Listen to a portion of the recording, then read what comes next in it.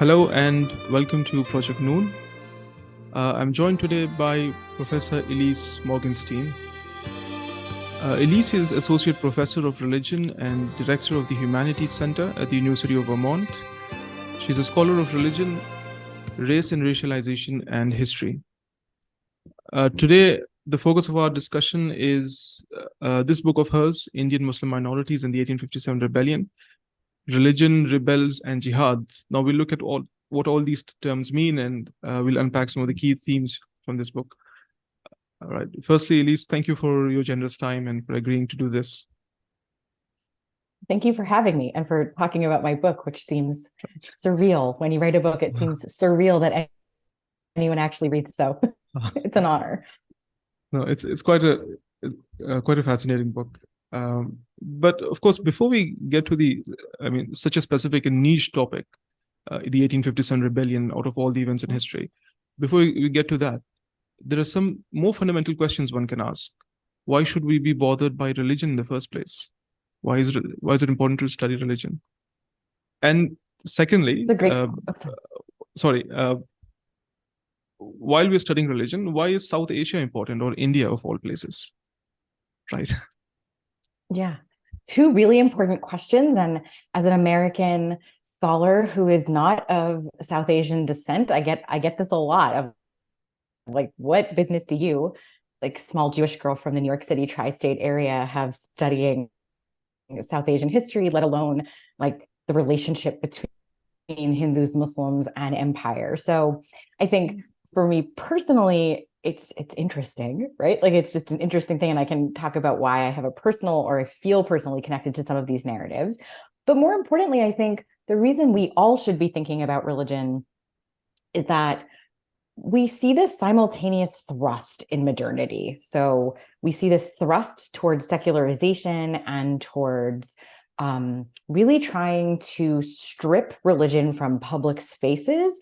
But at the same time, we never really get rid of it. Religion is, as I like to tell my students, lurking in the floorboards of the foundations that we built our societies on. So even if it's not right in our face, as it sometimes is, often in America and in India, but even the subtleties of religion, we don't always attribute to religion or theories of religion or having a religious history. And I'm someone who just fundamentally wants to figure out the world. I want to see how the world is functioning. And if we're ignoring religion, not talking about it, we're missing such a huge part of the mechanical operations of our world. So it just seems like a willful ignorance to ignore religion, or to say it's private, or it upsets too many people's sensibilities. I think all of that is a way to continue to let religion hide in plain sight without really being able to address it. And that's not to say religion's always bad or always good. I just think it's omnipresent. And so if we want to know how the world works,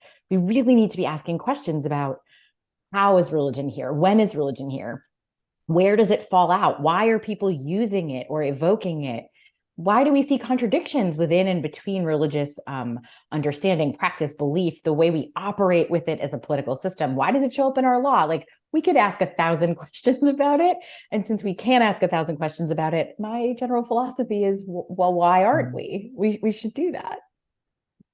And specifically, when we're thinking about India, there's just no way, as far as I can tell, as someone who has studied both classical Indian history and early modern and modern Indian history, as well as, keeping myself informed on contemporary politics, it's folly to say that religion isn't part of the story. Now, I think religion is part of the story constantly, but I also think we oversell religion sometimes when it suits our needs, and we undersell it when it doesn't. And so I'm really curious about how and when historians or people who are talking about Indian contemporarily or historically, like sociologically, culturally, I'm curious about when and where we say religion is important, or when we say religion is everything, when we know that's also not true. So I'm interested in all that. I think the third reason we care about religion in South Asia is that, from an intellectual historian's perspective of like global stuff, the imperial powers of Europe were defining what counted as religion, both legally and culturally, as they were colonizing the world. And so some of the earliest documents we have about, well, what is the science of religion? How do we make sense of religion as a global system of information? Those scholars are talking about South Asia. They're reading Sanskrit. They are reading Mughal era literature. They are in conversation with Muslim, Hindu elites in South Asia. And then they are forming these universal philosophies of what religion is, and then exporting those philosophies around the world. So I think that to ignore India from a Western perspective doesn't make any sense in our own intellectual history, because so many of our ideas about what religion is come from Orientalist scholars thinking about India and in conversation with really high-ranking, specifically Brahmin Hindus and high-ranking Mughal elites who were of various religious and various religious backgrounds, but who were literate in Persian. Sorry, I'll stop that sentence there. Right. Fascinating. Well, of course, the question whether there is such a thing as a universal religion, or there can be such a thing as universal science of religion, is something I suppose we'll get to towards the end of the discussion, after we've looked at how religion and the category of religion changes or is formed through the events that we're going to look at. Right. So I suppose by the end of the discussion, we'll try to broach that the most fundamental question: what is religion? Or, specifically, what is Islam or what is Hinduism, and how can we apply this, the title of religion or the category of religion, to these entities? Okay. So coming to the East India Company, why was religion important for them, or was religion even important for them? It depends on the era, but the East India Company is a corporation, right? So they start out in 1600. They're chartered by Queen Elizabeth I, and they're given permission to just kind of like go take what they want from around the world, but within legal reason, as British law is set up. So they set up treaties, and they set up business partnerships with quite a lot of elites around mostly Asia, right? And specifically South Asia, though later what we would consider East Asia today. Originally, religion for them was something they did not want to touch. They wanted no part of trifling with, messing with, getting involved in. They wanted no part of it. So if you look at the pre-1813 records of the East India Company, and then shortly thereafter, the 1813 records, though we can talk about the differences, they repeatedly say, like, we're here to work. We're absolutely not, we do not want missionaries with us. We do not want Christian schools to be set up. We are not like, there's a couple of documents from the late 1700s that say things like, we are not like the Portuguese. We're not trying to convert the citizens. We just want to do business. And the easiest way to do business is to let everybody be who they are and keep this at an economic level. Now, I have some critiques of that, right? Like, that's not what they were doing in practice. That is what they're saying, though, in these public forums, especially in, there's a lot of records from the House of Commons, conversations about the East India Company when they have to renew their charter, or when they have to, get more money from the government, that kind of thing, that say, like, these guys are saying one thing and kind of acting in a different way on the ground, because we know missionaries were operative, especially in the Bengal presidency. We know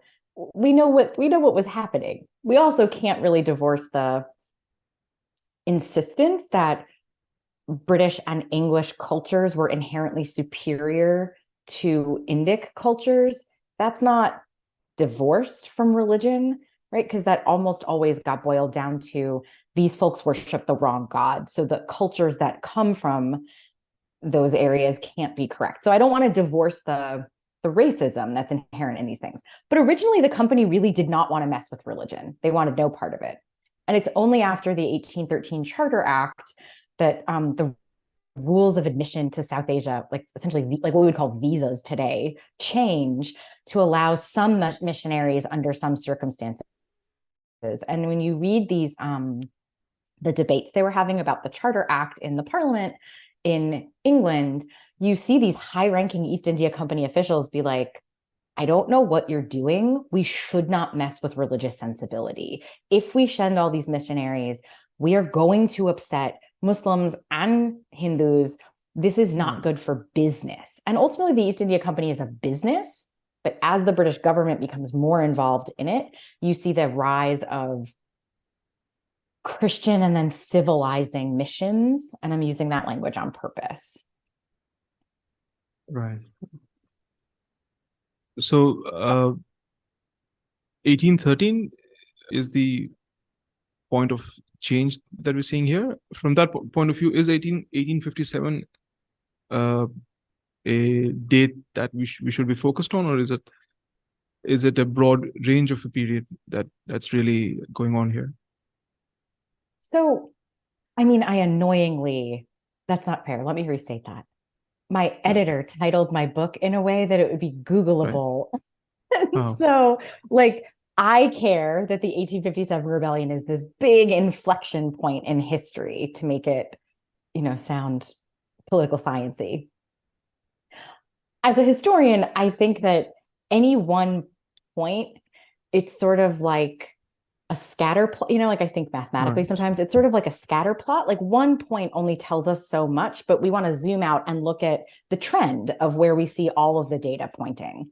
So I think that there are a few of these inflection points. I think 1813 with this Charter Act, it changes the relationship of what the company is doing in South Asia around religion. And when you see this influx of missionaries and just the allowance of people to talk about religion more openly, to center religion, and especially to center conversion, you really start to see a change in how people relate to each other. And so that feels important to me in the same way that change in how we're thinking about religion prefactors some of the changes we see happening around the rebellion in religion. Because as you probably know, loads of folks writing about their discomfort and the disquiet amongst Indians of multiple religious backgrounds before the rebellion.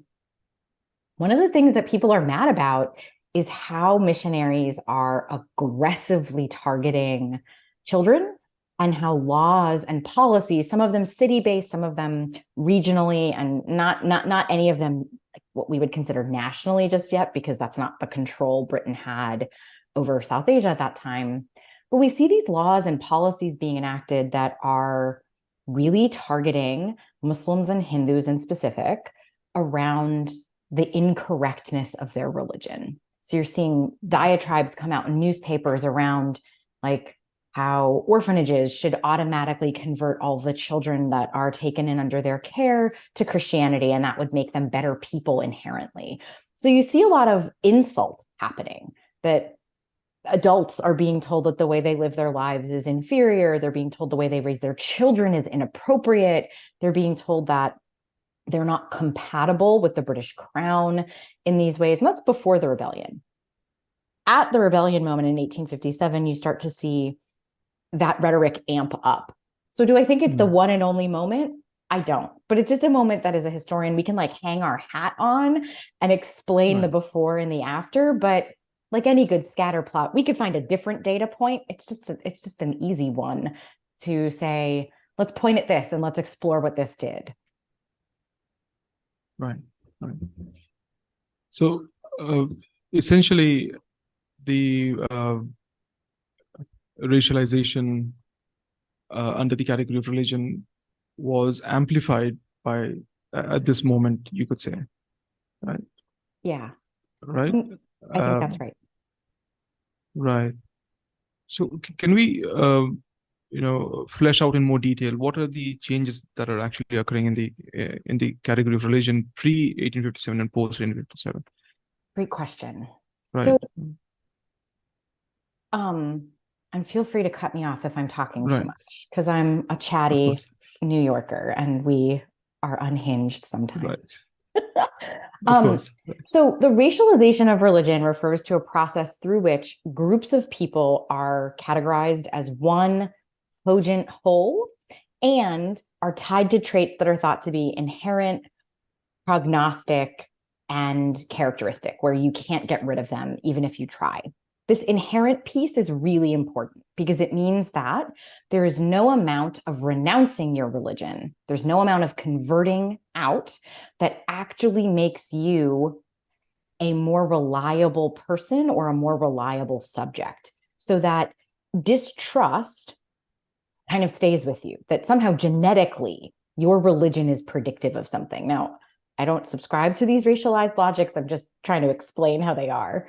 The changes that we see are we go from what are, it's really the difference between stereotyping and prejudicial thinking to formalized and officialized language of oppression and discrimination. So stereotypical thinking looked like categorizing Muslims as zealous or as Islam having a specifically legalistic worldview. Those stereotypes exist before the 1857 rebellion. After the 1857 rebellion, we see a wholesale acceptance of this as fact, despite having multiple sets of information to the contrary. So, for example, in my book, I talk about this treatise by a guy named Hunter, who writes this fabulously titled book, Indian Muslimans, Are They Bound in Conscience to Rebel Against the Queen? And he goes on for like 300 pages, just screaming, yes, all Muslims bound in conscience to rebel against the Queen. Now, Hunter's an interesting guy. He's fluent in Persian. There's some evidence that he can speak Bengali. He's traveled around North India quite a lot. He's been with the company or the British Empire, depending on where you like track his career, for almost his entire life. He knows about the diversity of Muslim practices, the different kinds of Muslims that he'd come about. He's written other books where he's talking about the difference between Shia and Sunni, the difference in regional practices of Sufi, like Sufi shrine worship, and he's been to Dargahs. Like, he knows a lot about North Indian Islam. In his book, All Muslims Are the Same, and he's pulling information from all over the Middle East, parts of North Africa, into like Persia and North India to prove that all Muslims are the same. So that racialization moment is this moment where it doesn't matter what other information there is. It doesn't matter that this one guy knows about diversity and plurality internally within Islam. Externally, Muslims are all one thing. And for him, it's seditious and disloyal and bound in conscience to rebel against the Queen. And so I think that what that tells us about this process of racialization is that it doesn't take much to make things formal. And here, again, the rebellion is a good setting for it because there were actual political and legal ramifications. So we can trace that process really easily. Right. Right. Right. Well, so this is the racialization part of the equation. How do you describe minoritization, which is also happening along with this? How do you define that, and how is it applied here? Right. Great question. So minoritization is the process through which a group becomes disenfranchised or is actively disenfranchised politically or is removed from social positions of power. So what's happening with Muslims in the 19th century broadly is this dual process of racialization. All Islam is being collapsed into one thing, that your parents were Muslim is all we need to know about you and how loyal you can be to the state or the empire. Also happening is minoritization, where we see with the like slow and pretty evident demise of the Mughal Empire, but also the elite Muslim social class that went along with the Mughal Empire. You start to see a minoritization happen there, where access to elite spaces, whether that's financial spaces or courtly spaces or like the role of the ulama changing as the British have more power, all of those social and political spaces of influence start to become diminished or valued differently. So minoritization is often a process of of numbers. We can literally see there are fewer Muslims who serve in these elite positions after the British come into power. Sometimes it's a process of economic numbers. Muslim wealth holdings decline after the British come into power, right? But sometimes it's also about perceived access. So the perception that you are no longer as powerful, or the perception that you no longer have the same privilege in a community, can sometimes contribute to this process of minoritization. And that's a sociology term that I'm borrowing. How I'm applying it there is to think about why we see, or how we see, the British really restructuring what counts as religion, who counts as religious, and how that's going to matter in society, while they're denigrating the remnants of the Mughal Empire and all of its systems. And as we know, the Mughals had so many intense systems at play across Indian society. And we see this global conversation about, as the British rule the entire world, right? The sun doesn't set on the British Empire. And some historians estimate that at the height of the British Empire, which is a little bit later into the early 20th century, but at the height of the British Empire, something like 90% of the world's global Muslim population was either directly ruled or indirectly controlled by the British Crown. And so we have this global question of, like, what do we do with these Muslims from a British imperial perspective? And this very local South Asian thing where Muslims had a lot of social capital and financial capital, like in the elite conversations, because the British, actually most ruling empires, do not care about the bottom half of society, right? So when they're talking with each other, they're talking to elites. They want to remove that power so they can instantiate their own power. So that racialization and minoritization are working together to refigure not just how outsiders see Muslims, but how Muslims see themselves. Because, as you can imagine, Muslims are experiencing this in real time. They're seeing changes happen within their families, their communities, their regions. And it's rejiggering how people think about their community, their relationship to it, and their relationship to, like, I'm going to say the state, but I mean like the empire, the region, the powers that be. The idea of racialization also draws on essentializing a people, right? So, very much. I mean, you've also got another paper where you discuss the role of religion in South Asia, and where you also critique some ideas that try to paint religion as a purely modern category. You say that there were certain pre-modern equivalents of this term, perhaps not, if not entirely equivalent. There were some ideas existed in the pre-modern ideas, for example, of deen, perhaps. Can you outline how these might be different from each other? Because, I mean, the idea of deen itself also involves some amount of essentializing, right? Yeah.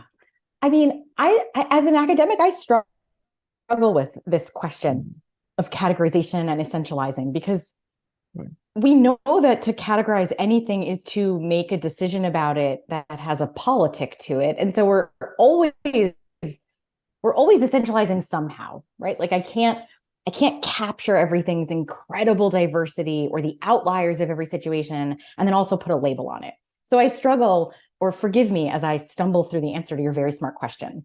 But I think that where I was arguing in that paper, and what I argued in my dissertation, which is on the same topic, was like, it's frustrating to me as a American reading all these Western sources on South Asia that want to give the British all of the power. The British did this, they enforced these laws. Everyone just yes sirred and came to, sure, of course we'll listen, or I will accept this imposition on me with no resistance or no acquiescence or even no engagement. And so I think that thinking about agency and how we often tell the story of modernity through the lens of white Christian Europeans and later white Christian Americans does all this violence. And so I was really curious about where we were getting, if all these Mughals were writing in Persian, these like former Mughal employees were writing for the East India Company in Persian about their religious neighbors,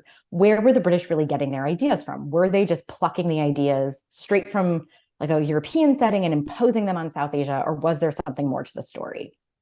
And in my research, there's all this pre-modern evidence that folks are using, going all the way to Akbar, like using deen, not in the same way that Europeans use religion, but not in an entirely dissimilar way. There's a really great Venn diagram happening there.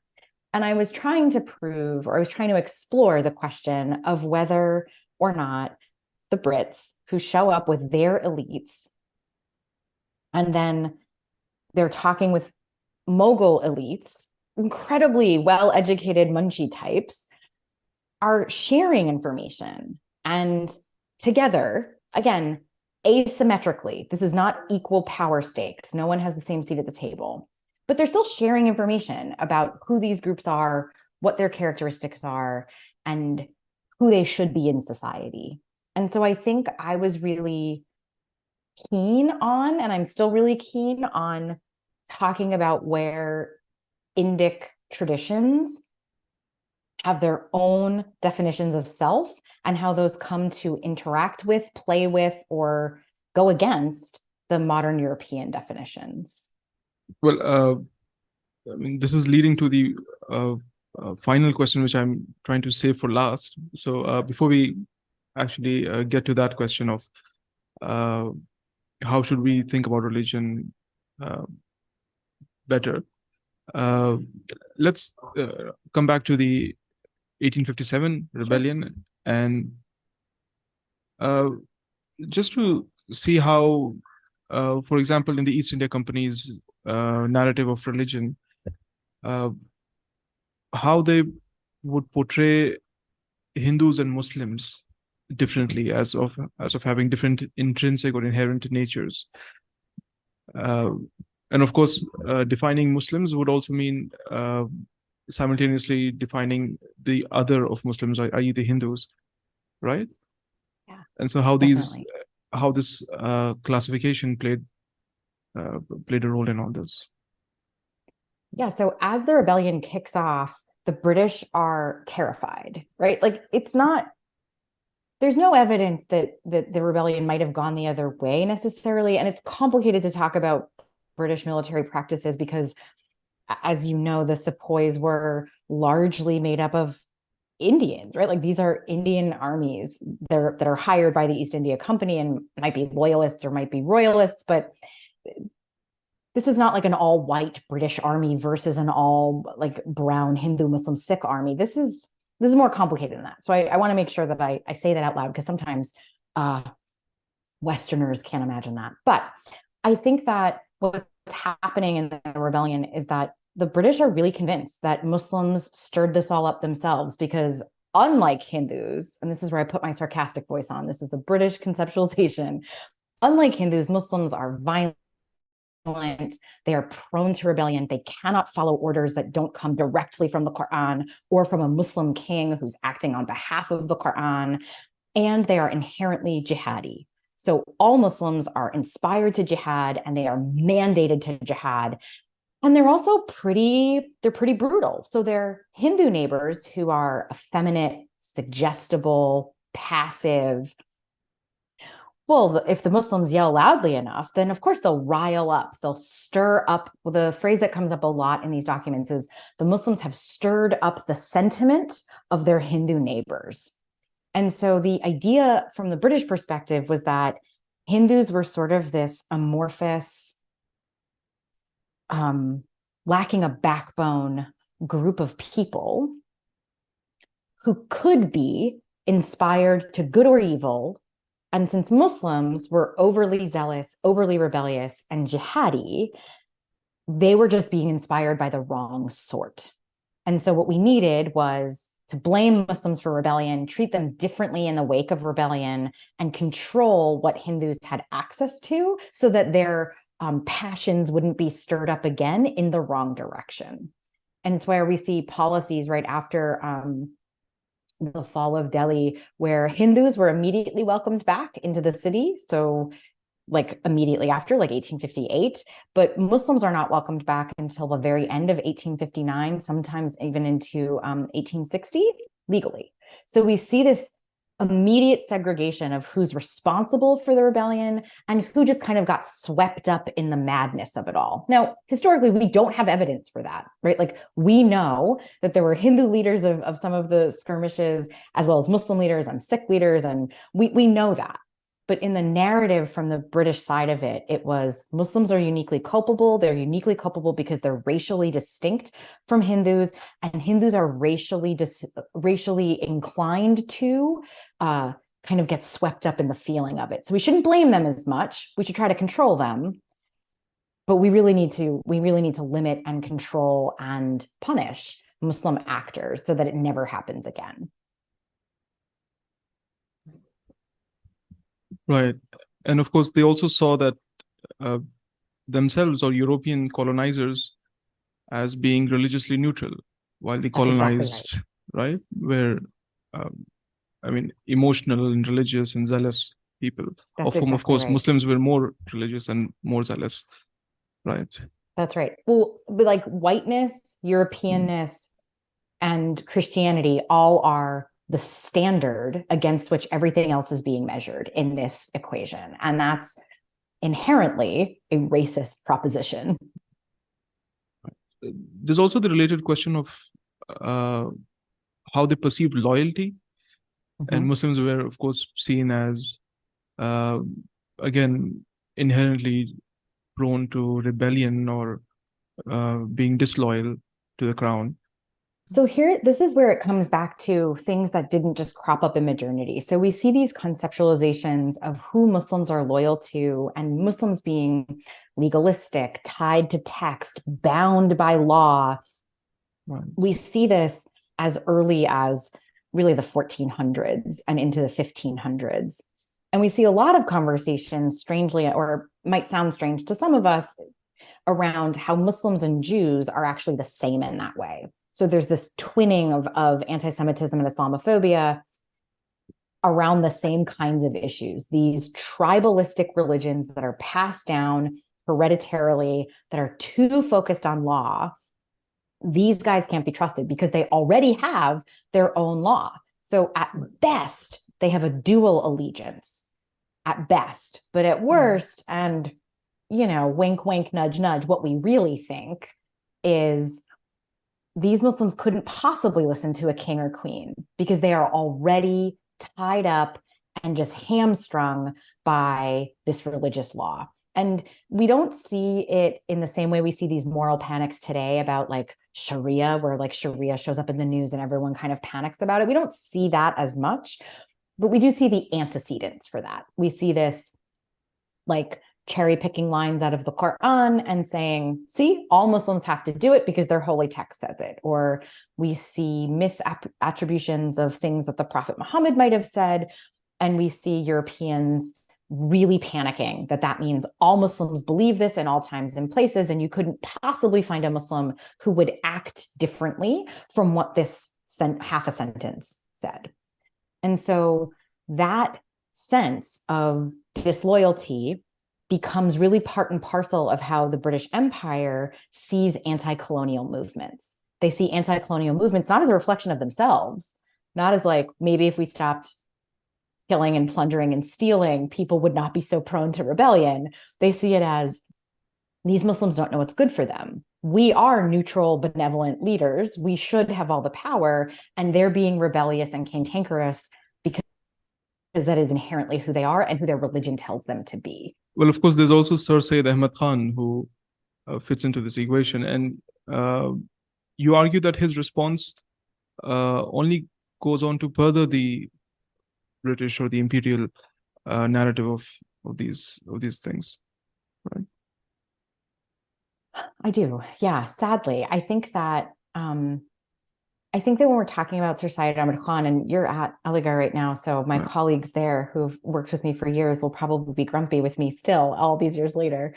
Obviously, I think he's a fantastic philosopher and really interesting thinker. So I like have this mixed relationship with Sir Syed's work. I think that he's so fascinating and so interesting and so important, but also I think, and this isn't just about him, right? Like I think this is actually how philosophical debates work, but I think that Sir Syed inadvertently, or I argue in the book that Sir Syed inadvertently reifies a very particular understanding of the racialized nature of Muslims. Because so Hunter writes this book, Are Indian Muslims Bound in Conscience to Rebel Against the Queen? He says a resounding yes.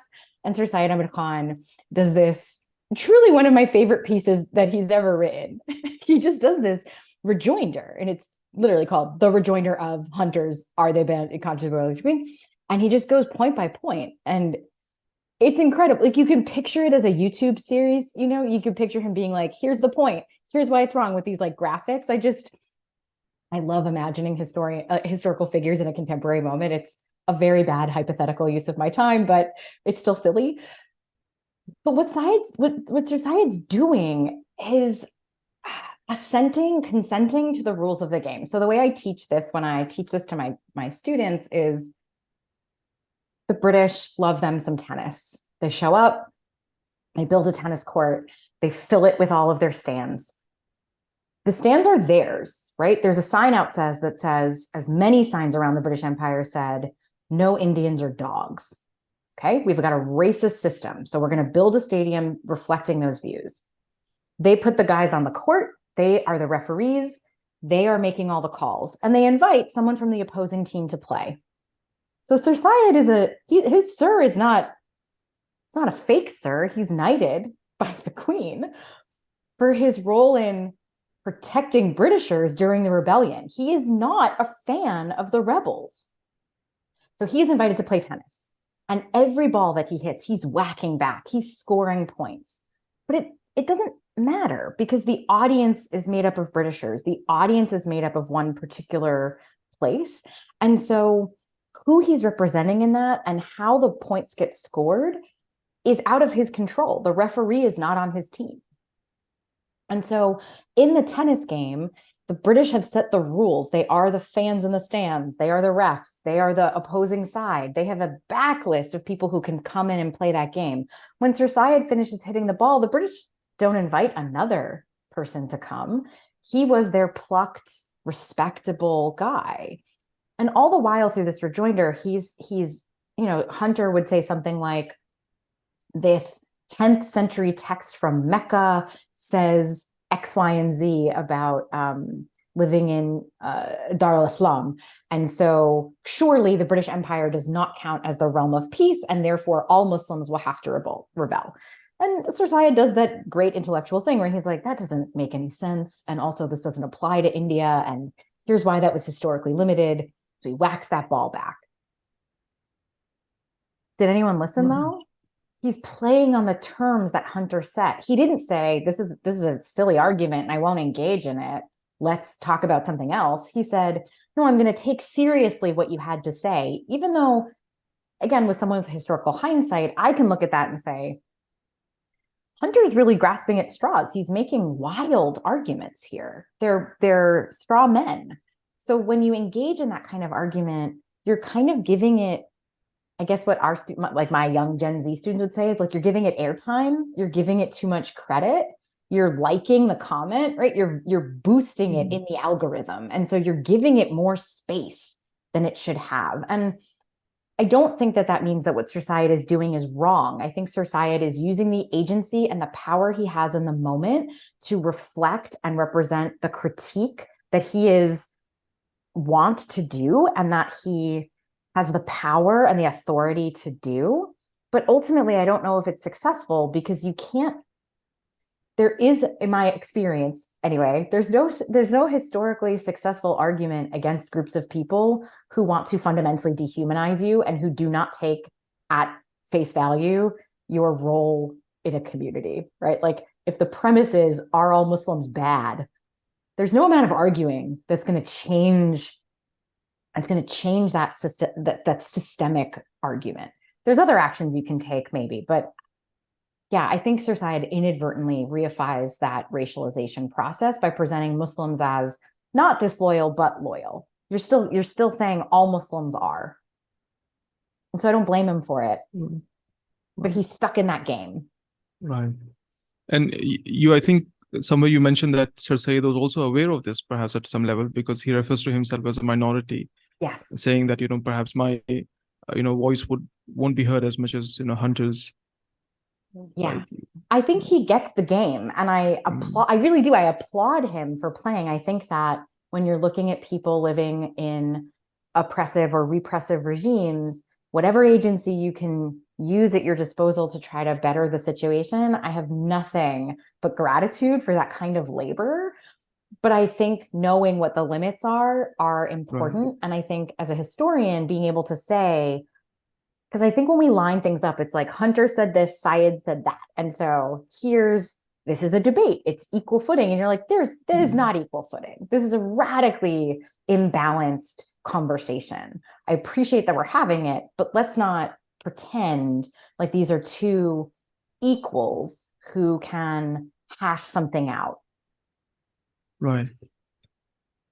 Well, and of course, there's also an element of um, essentialization that Sir Syed's reply involves, right? And perhaps at some places, there is also a racialization of the Northwest province people, Definitely. right? Right. Definitely.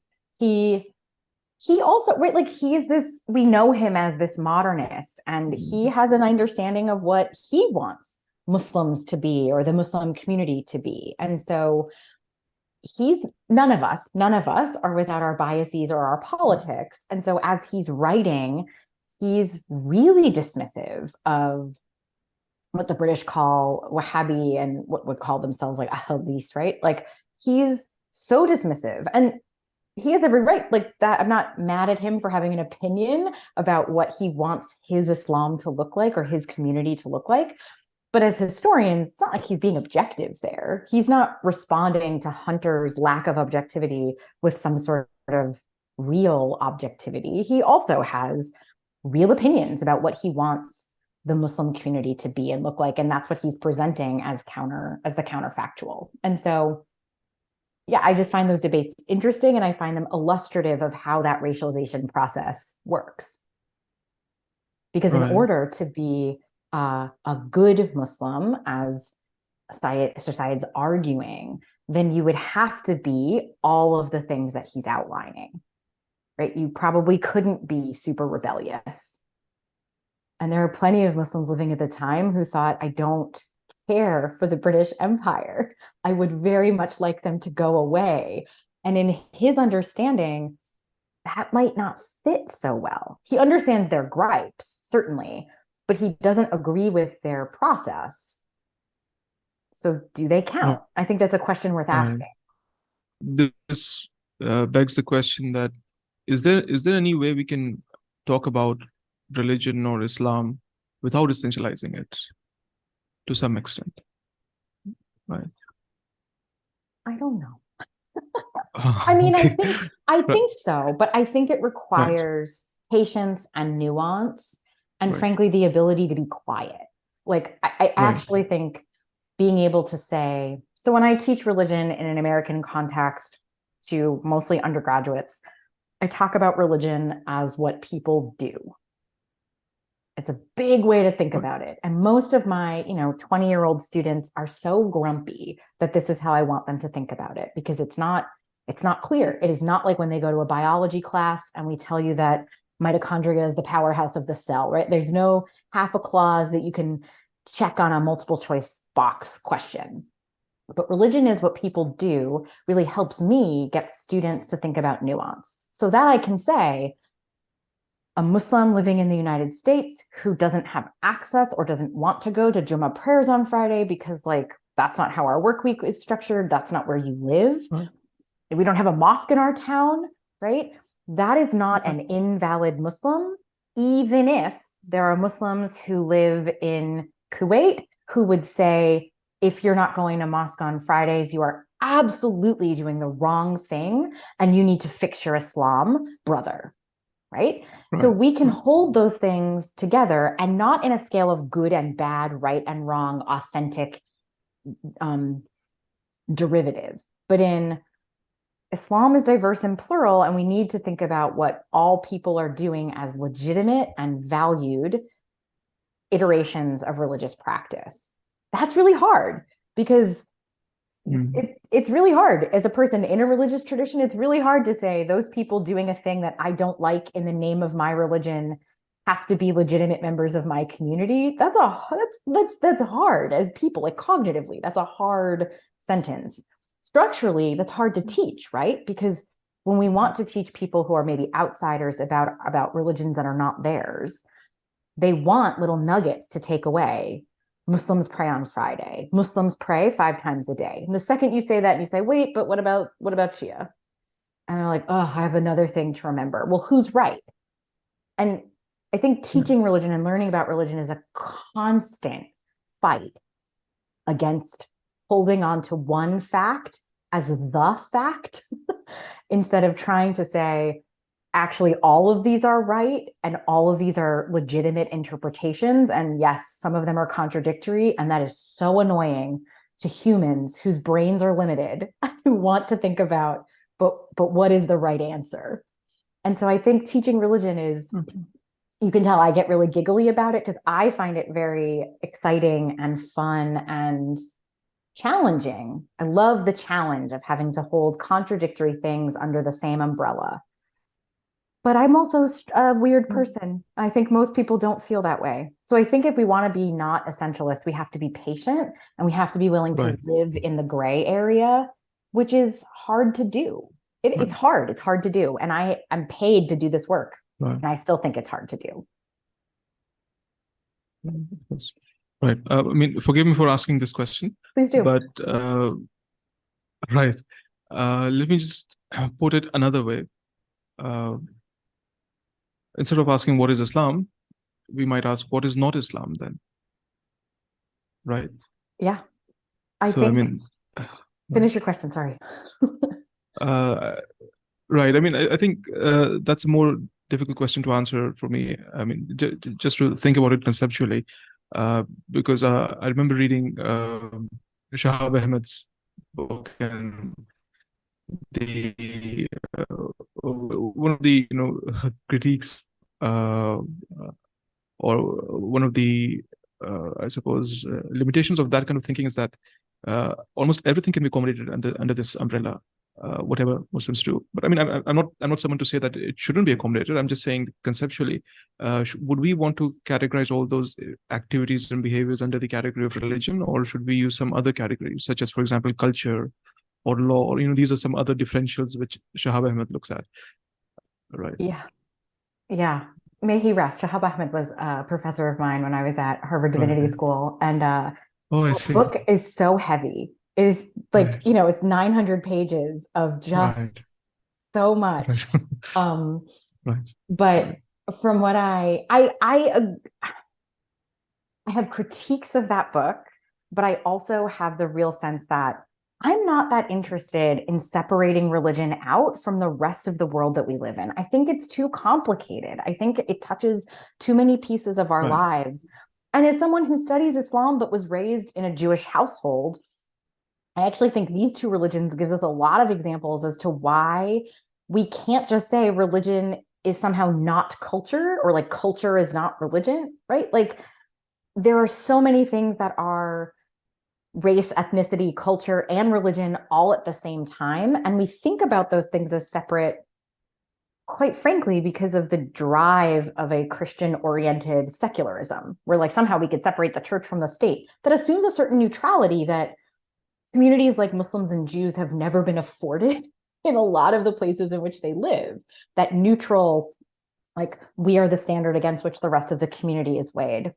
So I share the critique that this becomes like too big of a bowl, that it doesn't make any sense anymore. You're putting so many things in it that what is it really? But I think that at the same time, I'm not keen to limit. I really actually do want to hear how people understand themselves, whether that's historically or contemporarily, whether that's documents or ethnographies, art. Like I'm curious to be more. Let me rephrase that. I would rather err on the side of expansive than limiting, because when we limit, we know what we lose, or we don't know what we lose, which is even more dangerous. And historically, we've lost a lot right? Like it wasn't that long ago that thinking about women's religious practices was so antithetical to mainline religious studies or mainline anthropology that whole generations worth of things that we might do in the home that were considered women's work, right? Like women's prayer spaces, women's lay leadership, women's blessings over their children were somehow second class, second order to the practice of religion, except for people, like actual people, like who live in a home. Your first experience with religion might be your mom saying a blessing on you before you leave the house for the day. So intellectually speaking, from like an academic perspective, I would rather be expansive so that we get this experience in our definitional systems rather than limiting, because I think we lose too much when we lose something rather than how hard it is to clean up the messiness of porous boundaries. But I don't know how to answer what's not Islam. And I think that as an outsider, I would actually, my question would be is, well, how are Muslims in that community defining Islam? Like that's more interesting to me than where do I as a white Jewish girl do not get to tell. I don't get to say what's the boundary of Islam. It's not I don't have skin in that game. Right. Of course. Well, right. Yeah. I mean, yeah, that's the most. No, I'm still thinking. Right. Well, I mean, just to elaborate on this point a bit more, Please. and to see how for example, Hunter's narrative of going back to the origins, which is again the Orientalist idea, right? And that a religion should be text centric or law centric. So these ideas inform much common sense thinking on religion, I suppose, right? And so as opposed to that, how are we to think about religion? I think it's a combination. So I want to see the whole scope. I think texts are important, but Right. I have rarely seen people who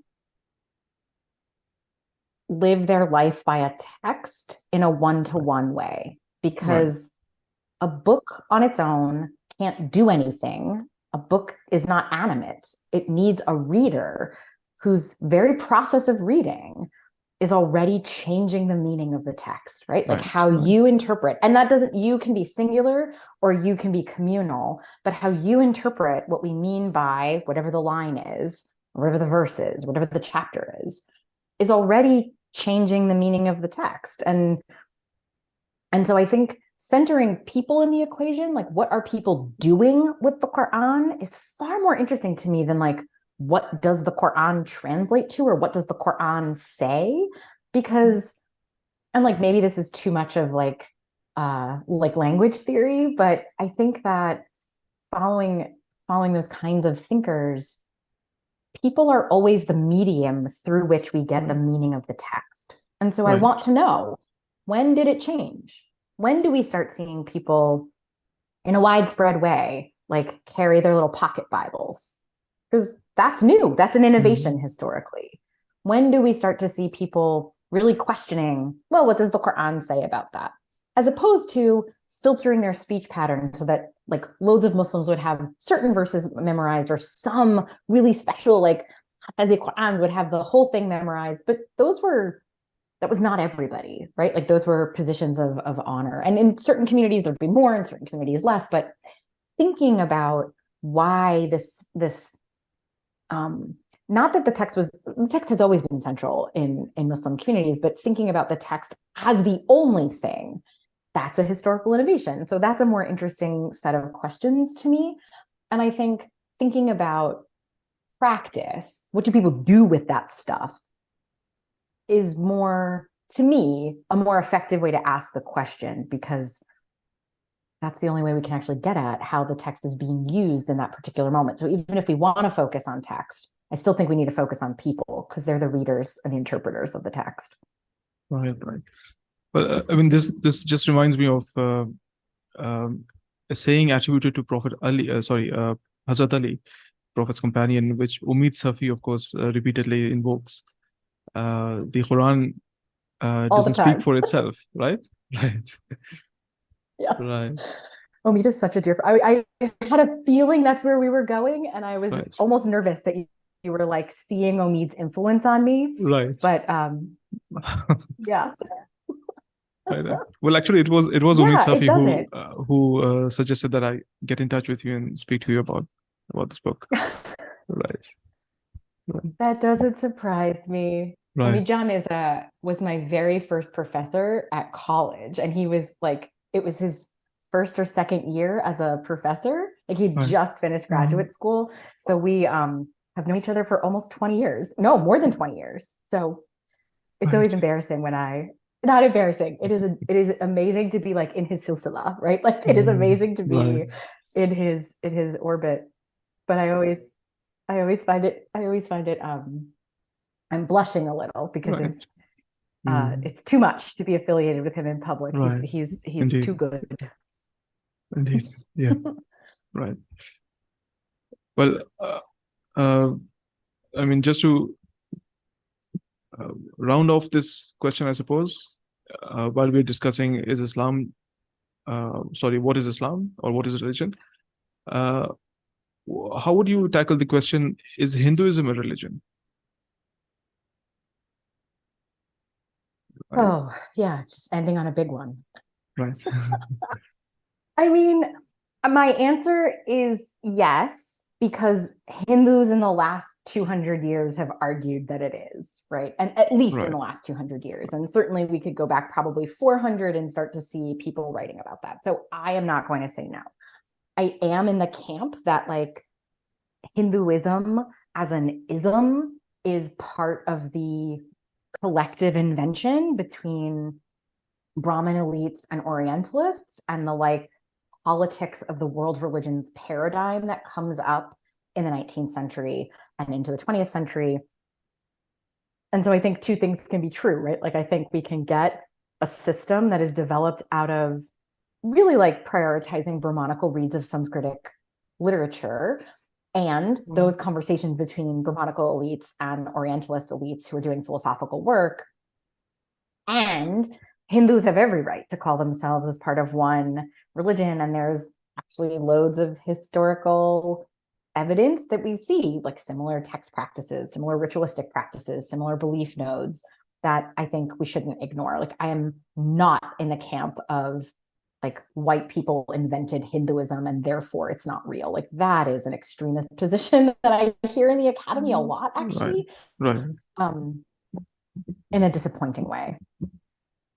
right, right. Well, I mean, of course, many modern Hindus would also, I mean, are also distancing themselves from seeing Hinduism as a religion, particularly because it has the category religion has so many Christian or Western connotations with it. Yeah, so I struggle with that politic, not because I don't like, go ahead, make your argument, you know, like I get it, I totally hear it. But um I think that's actually one of the places where Hindus living in India get a different vantage point than Hindus living in like an Indic diaspora around the Right, world, because it's actually really important in the United States, for example, that Hinduism is a religion, because it's a way that community members can argue for things like building a temple Mhm. in a town and having the appropriate tax category so that they can build a temple and it doesn't count as a business. Or I grew up in New Jersey, which is famously we have like one of the largest we have largely Indian population outside of India Oh, I see. in this like area that nearby where I grew up.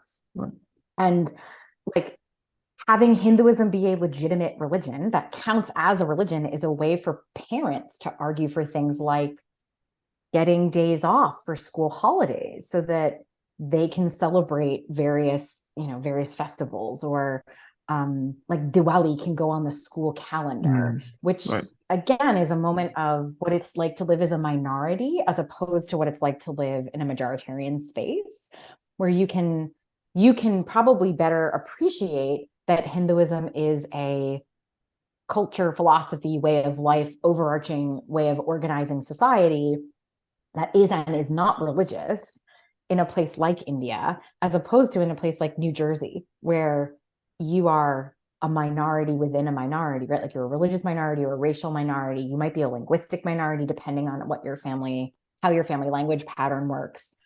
And so I think that this is a place where me being an American and living in a place that has a diaspora of religion influences how I think about that question. Right.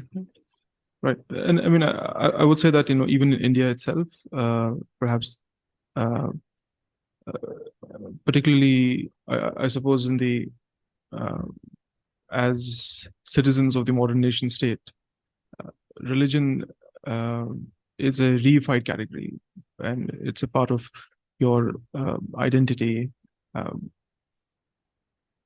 and so, apart from this, there's also one more sense. I don't know. I'd like your comment about this as well. One more sense in that the idea of what is Hinduism, or who is a Hindu, is interestingly defined in opposition to Muslims, for example, in many discourses, right? So a Hindu is everything, or I mean, for example, if you look at Veer Savarkar's definition of who is a Hindu, Hindu is someone uh, um, who is an Indian, but who's not a Muslim or a Christian. That is the definition of being a Hindu. Yeah. Right. Yeah. No, I think you're asking such a big question, and it's an important one, because it's,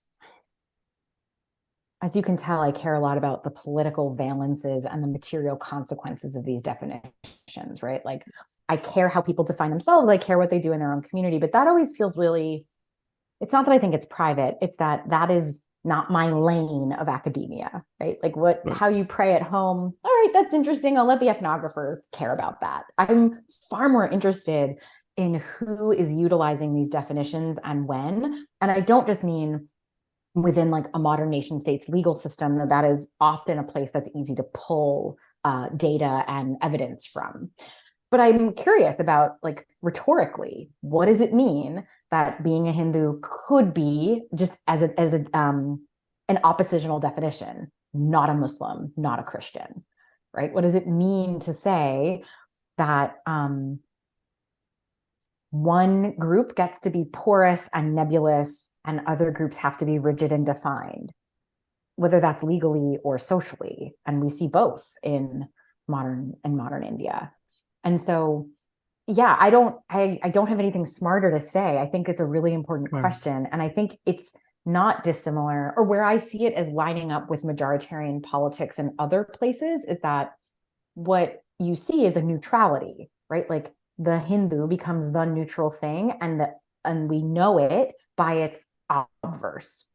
So I'm thinking here of like folks like, frankly, like Edward Said, right? Like, we only know the West through the definition of the East. There is no real definition of West. There's only an understanding of not Oriental. It's not these things.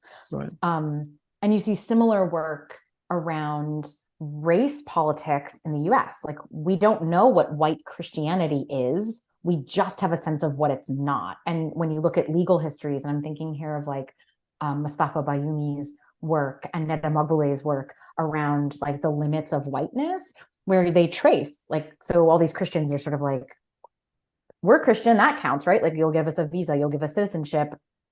And the US government at various points was like, well, you're from Egypt, so I'm not sure, because like color wise, that doesn't feel very white to us. So like, I think these majoritarian spaces where neutrality can be amorphous and porous and move and shake in a way that the other is construed as other in an almost cemented and reified way. And so I think I'm rambling, but I think all of that's related. And it's one of the reasons why I care a lot about how we define religion and who gets to define both themselves and others.